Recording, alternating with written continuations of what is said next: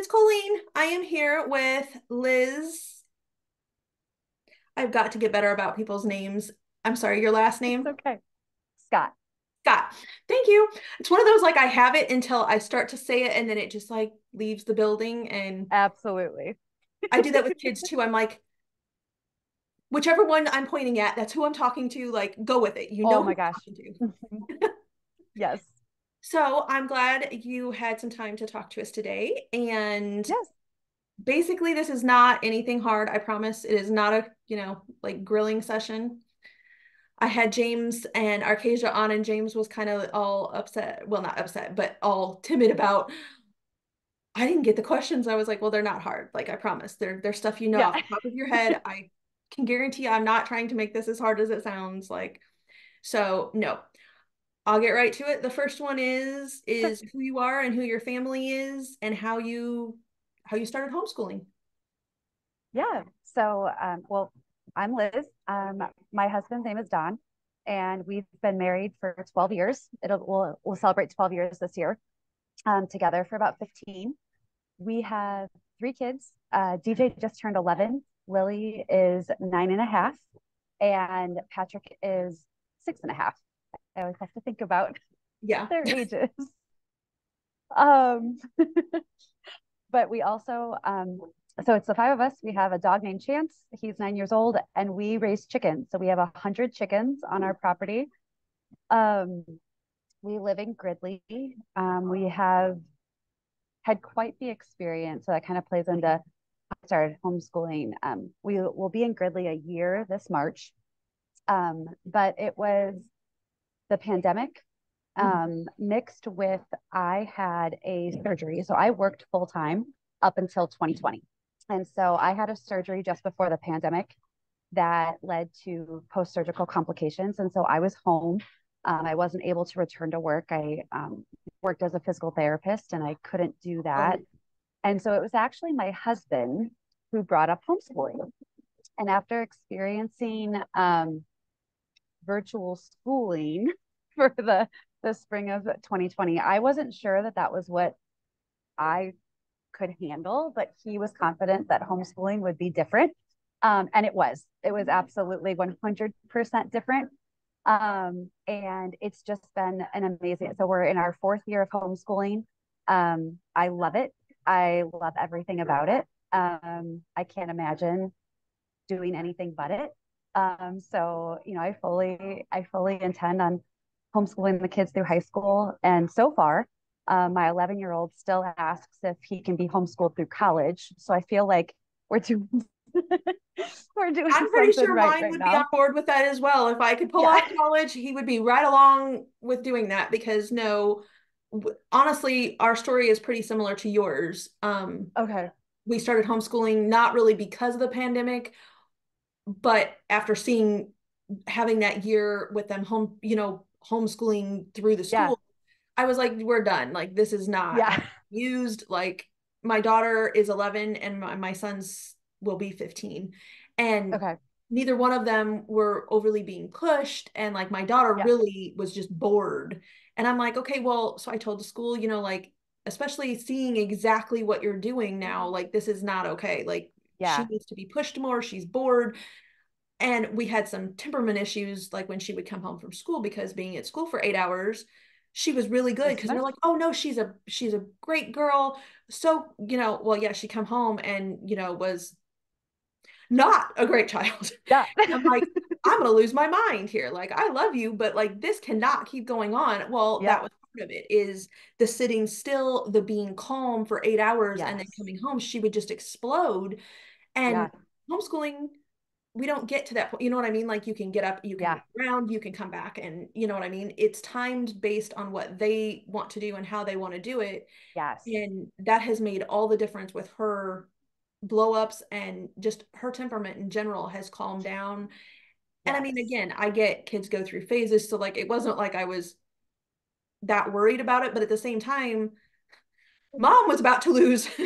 Uh-huh. Mom was about to lose it. So Yeah. I'm Yeah. totally on board with where you're like we're in the same boat. My kids do not Yeah. want to go back. Like now it's more of a if you don't knock off the stuff, you're going to go back to school. I'm going to send you back to school. And they're like, no, that's not fair. You can't do that. I'm like, Yeah, well, you're right. I wouldn't do it anyway, but I it's a really know. good It threat. Like, it's it's such an empty threat because you're like, I'm not actually gonna do that. no, go. Yes, and my daughters. And the other part of homeschooling is just you just take everything as it Yep. comes. I said there was another meeting that I had, and I'm like, guys, I've told you this before. When the door is closed, just stop. She's like, but your food is ready, mom. I made you lunch. And I'm like, okay, but I can't eat it while I'm talking to somebody. It doesn't Right. go away. She's like, but mom, I'm like, Yep. that's what I said. They're like, well, she made you lunch. I was like, yes, it's very nice that she made me lunch. Right. Right. Right. So I guess that kind of answered that whole segment of questions right there. Have you ever Yeah. wanted to quit? Because you're kind of in the same boat I am. I don't think you really have. You've had hard days, but in general, Yes. quitting is not really the option because No. There's that's a just higher purpose. There's right. more to it than just the school. And that's been something that I have learned over the 4 years is what is homeschooling. And it's not school at home. It is a completely different way of being a family. And that's what I love the most about it. And that's why no, I'm never going to quit because this is totally different. And this is different than anything I ever experienced. And I want my kids to have different. So Mhm. I'm loving it. I was gonna say I am in total agreement with there. It's not schooling at home. It's a Yeah. different style of dealing with everything. And more importantly, it's teaching the kids how to deal with things because you know what they're going, you know what I mean? Like at school, Yes. you send them away and you ask, well, what happened at school? And they may get, tell you this much of what Yep. happened. And you're trying to guide them based on that little bit of information. Well, Yes. at home, you know that they just got in a big, huge argument with their brother, or you know what I mean? Or they just Yes. failed the test. And most of the time, it's not because they didn't understand the material. It's Right. because that's the one thing I found out with like Gracie. I can't call anything a test. If it's a test, we No. have a meltdown. Same If it's a with Lily. quiz, Same with my Lily. okay, we can do a quiz. I can handle that, mom. You know what I Or mean? an assessment. It can be an Yes. assessment, but it can't be So a test. it can't be a test. So nothing is ever a test. Like, Yes. so, and like I said, really, it's a word. Who cares what it's called? Yes. You know what I mean? Right. So, but learning that makes it a whole lot easier for everybody because I know grown adults that can't take tests. You know what I Right. mean? Testing to me is Yes. not really a great way to assess whether they know the material or not. Having a conversation, and again, because I go through kind of what they're learning, I know what to look at and what Yeah. to look for and what questions to ask instead of, you know what I mean, them coming home with a sheet of 20 questions and you're like, okay, Right. well, honestly, I don't know half these answers right now, so I'm not really a big help to my child Right. to learn this stuff. Like, Yes. because that was kind of always my thing, at least now, like with math, I am not math. Math is not my thing, never will be. But I can go back and relearn it to help them with that, you know what Right. I mean, specific lesson or whatever. But it's also nice because they see me relearning, you know what I mean? It's not just Yes. I'm the only one that doesn't understand this while mom's learning Nope. it. She's not getting it right away either. You know what I mean? Like Yes. we're going over it because that was always one thing, like, especially with math, like I said, it has never been my thing. Yeah. But my dad is excellent at it. And I remember him trying to help me. And he's like, he finally gave up. He goes, you really just don't get it. And I said, no, I don't. I've tried to explain this to you. Like, but you know what I mean? You get that feeling that you're the only one that really doesn't get it. And it's like, because yeah, my son can't spell and neither can I. So we've Yeah. revamped the way we spell. Like, and Yes. his learning method is different than my daughter. You know what I mean? That's the other Yep. thing is learning that Oh, every child does not yes. learn the same, no matter siblings, you know what I mean, or not. They just don't. So I've been very happy with learning, you know what I mean, like you said, learning how to teach just as much Yes. as them learning how to learn. Yes. Yeah. Yeah. Yeah. my kids are all very different in how each of them learn. And seeing that, learning about them through Mhm. homeschooling has been one of the neatest things. So I love that. And I can adapt everything I teach them to their learning style. To their learning and what they want to learn about. You know what I mean? Like Yeah. English does not have to be the same four books that Right. everybody else has read. If that's not really interesting to them, because I remember in high school, you know what I mean, reading books that were like, why are we reading this? Like nobody cares about this. And you read it, but you didn't really, well, Take like Animal anything. Farm. Mm-hmm.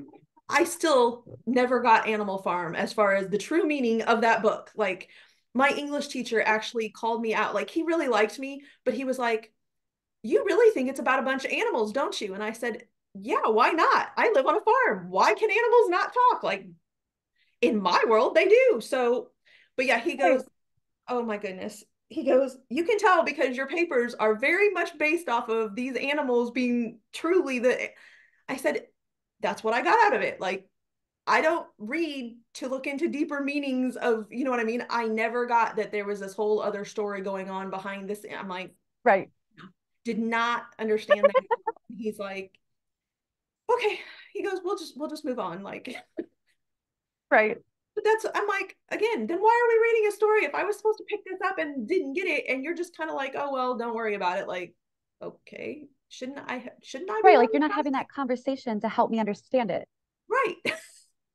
Because Yeah. like I said, it's still, I'm like, that is not a book that I think anybody should read unless they are trying to get that other meaning, because otherwise it's just a bunch of animals that don't like their farmer. Right. I'm like, so I guess what made you start to teach and like share what you've learned? Yeah. So when I was working, when I was in the health field, I was a mentor. I led expertise groups. I helped bring education to our patients, Mm-hmm. in a way that was understandable to them. You take this knowledge of doctorate level Right. therapy training and you've got to convey that to your patients. And so that was a real big passion of mine was patient education and things like that. And so while my worlds have shifted drastically as far as like where I'm at, I still have a passion for educating. And really, this being invited to talk at this was, I felt really it was a call by God just to help to encourage parents to feel equipped and to like help them know that anyone that wants to do this is equipped to do it You can do and it. Yep. encourage them in that. I was gonna say I've had a lot of like at church and stuff ask me, well, how hard is it? And I'm like, it's really not a hard, like it's not an easy versus hard thing. It's Right. how much passion do you have about what you want to teach your kids and whether you want to be around them. I said it is not just, oh, it's easy or oh, it's hard. I was Yeah. like, there are very hard days, believe me.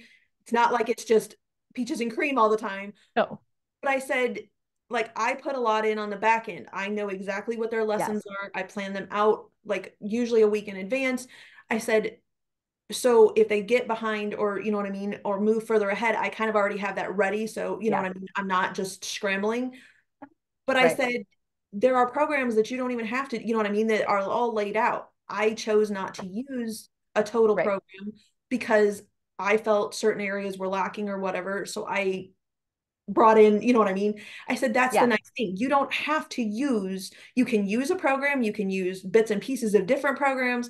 I said, that's your choice. But most of them were all like realistically below third grade. And I said, realistically, you're already teaching your children what they're learning at school. I Yes. said, I was involved with my kids at school. Like I was the parent teacher, you know, I was all of that. I said, you're already doing what Yes. school is doing, just it's in a different way. And I said, Yeah. so no, you're not missing anything. And I said, plus there are so many groups, there are so many, you know, So conferences, many like you options. can find places to go and help. I said, so I recommend it. Like Yeah. I don't think anybody, I truthfully think everybody should homeschool, but I know that some parents, but you know what I mean? a lot of them, I've even talked to people that work full time and I said, so do it after You school. could. You know what I Yeah. mean? I had a lady, we were actually at the hospital getting some test results, and I went down to the cafeteria and she was talking to a colleague, and I overheard what they were talking about and kind of piped up and said, you really could homeschool. And she goes, but I work full time. I'm a single mom. And I said, you just, I said, sorry, I was, eavesdropping, but I said, you Yeah. said you had an older son, right? So let him watch the kids during the day, go to work, come home and homeschool. Yeah. I said, right at first, yes, you may need to be there and literally sit right next to them and do it for a little while. But I said, in a few months, you'll be able to give them Yeah. assignments at night and then they'll do the homework the next day and you come home Yeah. and go over it and check it, And I said, you can have as much hands-on or as little as your children really need. And I said, the older they are, the more they tend to start doing it on their own. And you know what I mean? You don't really Yeah. have to be there. But I said, like, Gracie's 11. This year has been the first year that she's done it pretty much all on her own. You know what I mean? Same. So Yes. it's kind of one of those, like, before that, it was a lot more me and her Yes. doing things together. You know what I mean? So, but that's what I said. I go, and if that's still needed, well, then by all means do it. You know what I mean? I said, there are Right. things that her and I still go over and work on because Right. she needs that little extra push, or more importantly, the little extra pay attention and focus. And Pay attention and focus. yeah, Absolutely.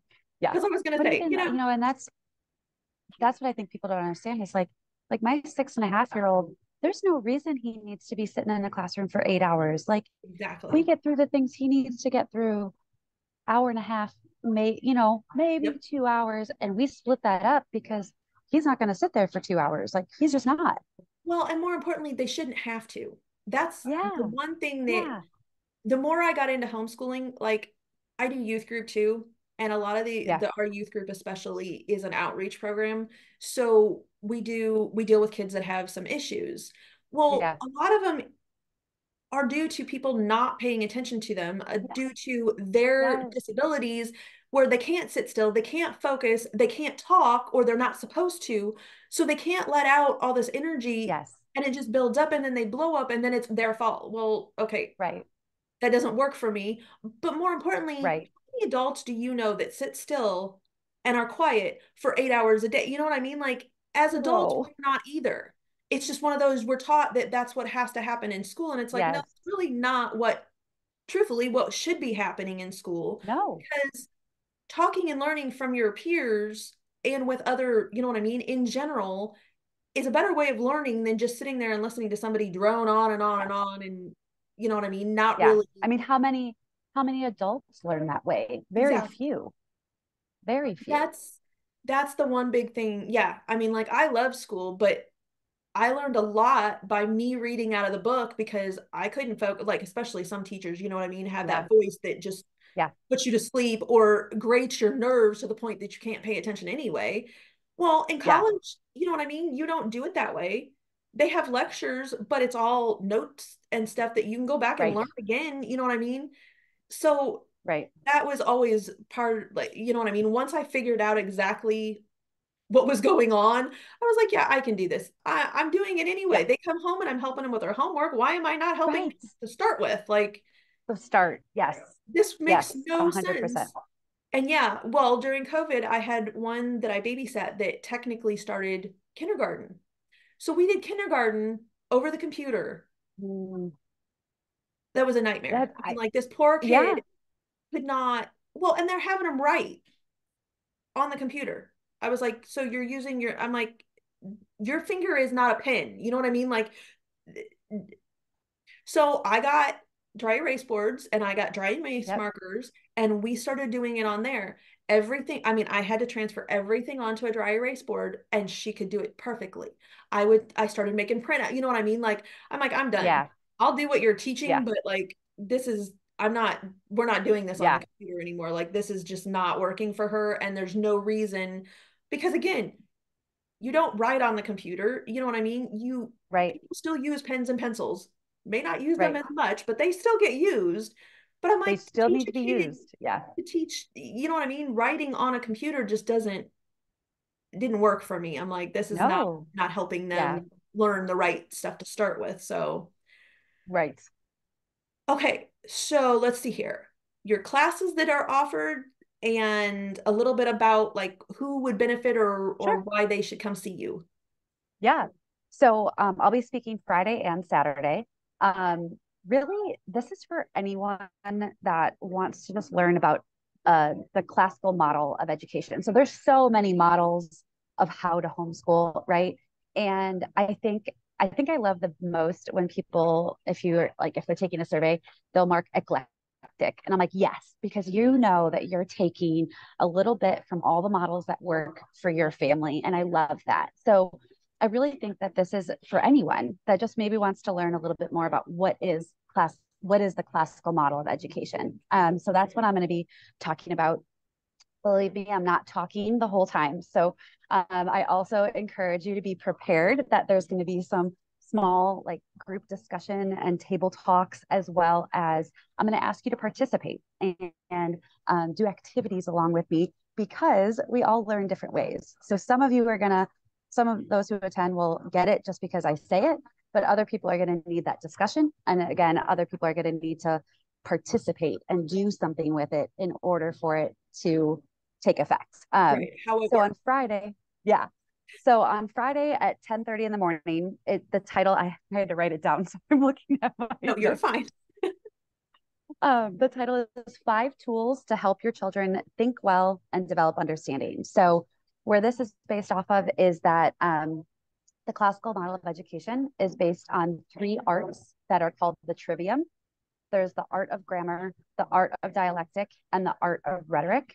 And so we're going to be diving into the art of dialectic, which is that's what helps us to sort and understand any vocabulary, keywords, that foundational knowledge we get in the early stages of learning in the grammar stage. That's where the art of dialectic comes in. So, how do we take that information and synthesize it and really start to understand what it is we learned? So, that's what Friday is going to be focused on. The Okay. tools are called the five common topics. And so, there's five words, which we'll define first on Friday. But the tools are called definition, comparison, circumstance, relationship, and testimony. So we'll be using those just to learn more about how to help your children understand what they're learning. Um, I was going to yeah. say, and that's a lot of it is, yeah, getting the kids, because just because, like you said, just because you hear it does not necessarily mean that you understand it. It's kind of like the difference between hearing and actually listening. You know what I mean? Yes. There's that whole process.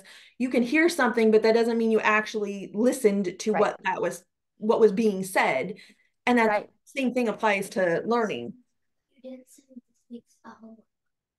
Oh, okay. I'll send it to you in a minute. Okay. And I forgot homework for this week. Well, and even in scripture, we're called not to just be hearers of the word, but doers, right? And so we can't just listen and not take action.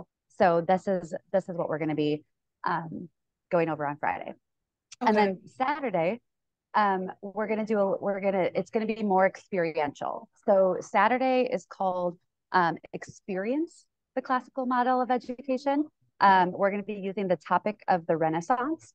And so we're using the topic of the Renaissance. I'm going to take the audience through how would you teach your 4 to 9 to 11-year-old about the Renaissance using one thing, one activity. And then we're going to take that same topic of the Renaissance and how would you dive deeper?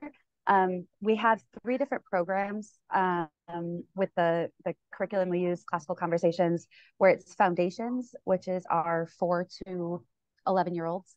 And then we have Essentials, which is kind of our bridge between the most basic, like your grammar stage, your learning, your basic knowledge, and it's the bridge to them starting to understand things more. So that's going to be our second experience, is that bridge experience. And then we have our challenge years, which is really where the kids are starting to almost teach each other. They're bringing the knowledge that they've learned. They're having conversations about the information, and they're getting to that level where they can then go and teach someone else that same thing. So we're going to show you what that looks like using one topic through all the stages. Okay. Very cool. Because, yeah, there is, I mean, a difference between kind of each age level and how, Yes. like you said, learning groups or whatever you want to Yes. call them. You know what I mean? Because, yeah, like having a conversation with your 11-year-old, like versus a 15-year-old, really is a different conversation. But it's also teaching them or learning the same information, just Yeah. how you present it and how they understand it is a little different.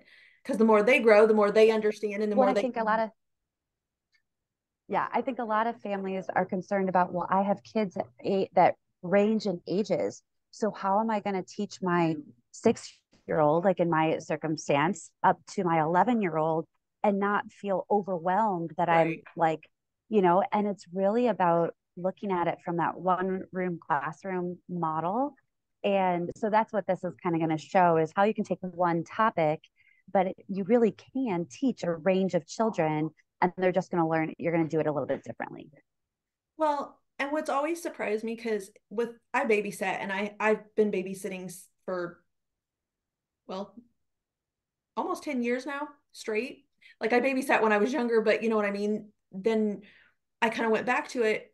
And the vocabulary, because of the way I speak to them, their parents, it cracks me up because I've had some of them from the time they were, like 3 months old on up. Others I've gotten only for a year or two, like right before kindergarten or whatever. Even a few of them I've had just over the summer. So they only, like they're school age, but they just come to me Yeah, during the summer. And their parents have said their dialect is different after hanging around you guys. Well, mainly because I don't treat children as if they're children. You know what I mean? They're young, they're little yeah, adults. They should be treated as little adults. Like that has just always been my attitude towards kids. The more you explain to them, the more they understand, the less yep, they fight the system. You know what I mean? If yes, you say, because I told you so, my parents used to tell me that and it drove me nuts. I don't say yeah, because I told you so. There's a reason for everything that I've asked you to do. You may not like my reasoning, right, but this is the reason. Well, yeah, like I use technically and I use big words. And like my daughter and son can read, even at 3 and 4, we're using those words back to people. And they were like, where did they? I said, it's because that's the way I talk. But I also noticed that all the daycare kids that, you know what I mean? All these kids that are yeah, just around me picked up those same influences, even though I wasn't even really, you know what I mean, trying to teach yeah, them anything. It's amazing to me how much kids pick up when we're not trying to teach them. You know what I mean? Which is exactly, always exactly, kind of one of those things I'm like, so your bad habits as well as your good habits are yes, coming across whether you like that or not. yes, yes, So, but that goes for like going to school. Teachers have bad yep, habits. You know what I mean? It's at yes, least if they're getting them from me, they're mine. I know, you know what I mean? Like, well, I taught my son to be sarcastic from a very young age. Like, and now I can honestly say at 15, maybe not such a good idea, but I have an 11-year-old who learned it from his father. So like that's what I said. I was like, because my husband will say something. I'm like, well, I can't say too much because I'm the one that taught him to be like that. So I said, we're working on when it's appropriate, you know what I mean? When it's yes, funny and when it's not so funny, you need to not so stop. funny. So, but I said, but again, that that's them learning and yelling Yes, and screaming at them isn't going to change that. You know what I mean? no, And them getting in trouble like at school if it happened, having a conversation about it and saying, okay, this is your warning, you know what I mean? You need to readjust your yes, attitude, gives them the ability to fix what needs to be fixed without this being this huge, you know what I mean? yes, Because nobody wants to be yelled at, especially when you taught me how to do it. You know, right, why am I now in trouble for doing what you taught me? Well, right, yeah, because probably shouldn't have taught you that, but we all make but mistakes. So yeah. But when you're home together all the time, you get the chance and the opportunity to see that. And I have found it's a very humbling experience too, because you are seeing yourself in your children and you're like, oh, right. okay, we're going to talk through this and I'm going to learn from this too. And it really is, it really just, it turns it, like I said, from the beginning. It's more than just about the school aspect and like the topics that you're learning at home, but you really get a whole different level of family interaction when you're Yep. home together that much. And again, it's not like they stop, picking on each other as siblings, Oh or no, you know what I mean? Like no. that doesn't change. It just gives them a better, I think, understanding of how to deal with some of that stuff. You know what I Yes. mean? And how to deal, and how, like you said, you see what you have reflected into your children, and sometimes it is a very rude awakening of, oh well, mom needs to readjust her attitude as well. It's Yes. not just the kids that have the bad attitude. Sometimes mom can Right. do that too, and it does make it a whole lot easier to see it in yourself and what you need to work on Yes. as a mom and as a parent, than just, oh well, it's the kid's fault, it's always the kid's fault. Well, it's Right. Right. Right. so last question real quick is, do you Sure. have any like motto or phrase or tidbit or something that you kind of use as your motto? Yeah, well, I wouldn't say it's mine. I've adapted it from just being with the program that we use for so long, but I think it's really important. And it's the purpose of education is to know God and to make Him known.